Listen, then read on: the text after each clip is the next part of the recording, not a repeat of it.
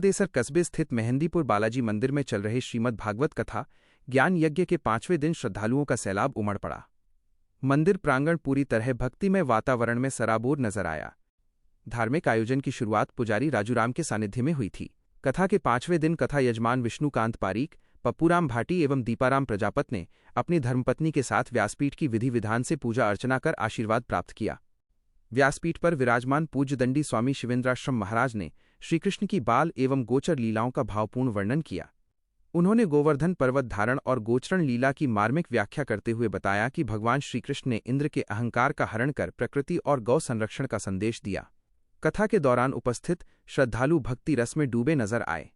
महाराज श्री ने अपने प्रवचन में कहा कि श्रीमद् भागवत केवल कथा नहीं बल्कि जीवन को सदाचार, सेवा, करुणा और धर्म के मार्ग पर चलाने का प्रेरक ग्रंथ है। उन्होंने कहा कि मनुष्य को अहंकार त्याग कर प्रभु भक्ति और सत्कर्मों को जीवन का आधार बनाना चाहिए। इस अवसर पर बालाजी मंदिर समिति के समस्त सदस्य, महिलाएं एवं पुरुष बड़ी संख्या में उपस्थित रहे।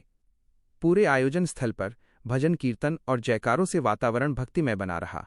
राम जय श्री बालाजी।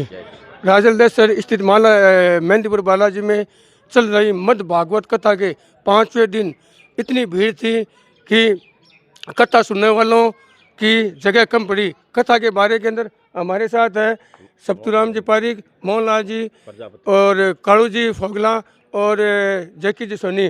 तो कथा के बारे में विस्तार से चर्चा करते हैं। आज की कथा के बारे में बताइए।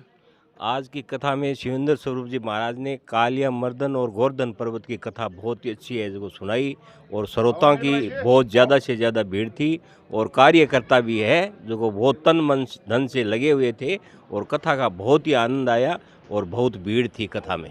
जय श्री बालाजी। आप बताइए। जय श्री बालाजी की आज कथा को 5वें दिन बहुत ही आनंद आयो और भक्तों की अपार भीड़ ही, और आशा करूँ कि हर साल कथा हुए और यूँ ज़्यादा भीड़ होती रहे। जय श्री बालाजी। श्री बालाजी।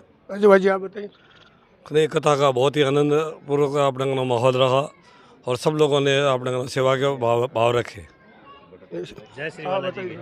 जय श्री बालाजी। राजलदेसर का और हम सब का बहुत ही सौभाग्य है कि हम गुरुदेव द्वारा जो यहीं पे उनकी जन्मभूमि है उनके द्वारा हमें कथा का रसपान कराया जा रहा है, वो भी मेहंदीपुर बालाजी प्रांगण के अंदर। जो भी ऐसे गुरुदेव के वचनों से ही हमें सुना हुआ है कि यदि मंदिर में यदि कथा होती है तो उसका फल 100 गुना मिलता है। तो और गुरुदेव द्वारा बहुत ही मधुर स्वर में आज कृष्ण जन्म की उत्साह करवाई गई और कृष्ण जन्म के बाद में कालिया नाग की कथा सुनाई गई और उसके बाद में गोवर्धन पर्वत की कथा सुनाई गई। ये सारी कथाएं हमारे जीवन पर ही निर्धारित है। ये राम कथा है, श्रीमद् भागवत कथा है।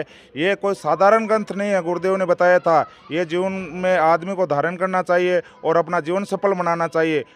आदमी की असली पूंजी है अपना जीवन सफल बनाना, और घर गृहस्थी में रहते हुए अपने हरि कीर्तन से अपना जीवन भी सफल बनाना चाहिए। और मैं तो सभी से निवेदन करूंगा कि 2 दिन की कथा शेष रही है तो सभी ज़्यादा से ज़्यादा संख्या में पधारे और मेहंदीपुर बालाजी का आशीर्वाद प्राप्त करें। और हम बहुत भाग्यशाली मानते हैं अपने आप को सब कि गुरुदेव द्वारा अमृत वर्षा में हमें सबको श्रीमद् भागवत कथा ज्ञान यज्ञ का रसपान कराया जा रहा है। तो हम सब भक्तजन गुरुदेव का भी बहुत बहुत आभार और साधुवाद प्रकट करते हैं कि इस राजलदेसर धरा को पवित्र करने में उनका संपूर्ण योगदान है। जय श्री बालाजी। जय श्री राम।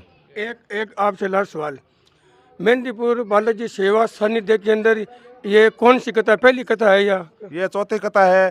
3 तो गुरुदेव द्वारा है जिसमें 2 राम कथा थी और ये श्रीमद् भागवत कथा है। एक रामानंद जी महाराज द्वारा कथा की गई, वो भी वाल्मीकि रामायण कथा थी। और यदि बालाजी महाराज का आशीर्वाद रहा और सभी ग्रामवासियों का सहयोग रहा तो अगले वर्ष श्रीमद् मंगल चंडी कथा का आयोजन किया जाएगा, वो भी नवरात्रा के अंदर। यदि बालाजी महाराज की कृपा हुई, माता रानी का आशीर्वाद रहा और गुरुदेव का आशीर्वाद रहा तो अगले साल भी सभी भक्तजन मिलकर और इसको भव्य कार्यक्रम मनाएंगे। और सभी भक्तों से मेरा निवेदन है कि 26 तारीख को विशाल भंडारा है मेहंदीपुर बालाजी प्रांगण में, तो सभी ज़्यादा से ज़्यादा संख्या में पधारे।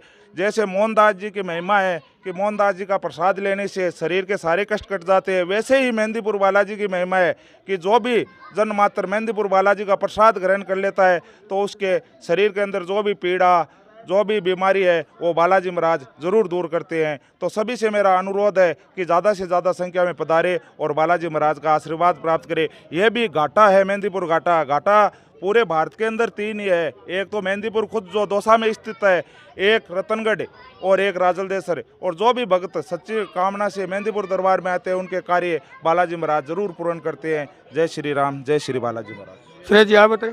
जय श्री बालाजी, जय श्री भैरवनाथ।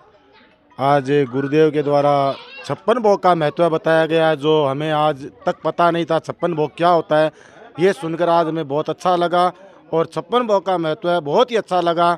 जय श्री बालाजी। सभी को निवेदन है, मेहंदीपुर बालाजी में चल रही मद भागवत कथा में आप ज़्यादा से ज़्यादा संख्या में पधारें और कथा का रसपान करें और पुण्य के भागी बने। जय श्री बालाजी, जय श्री राम।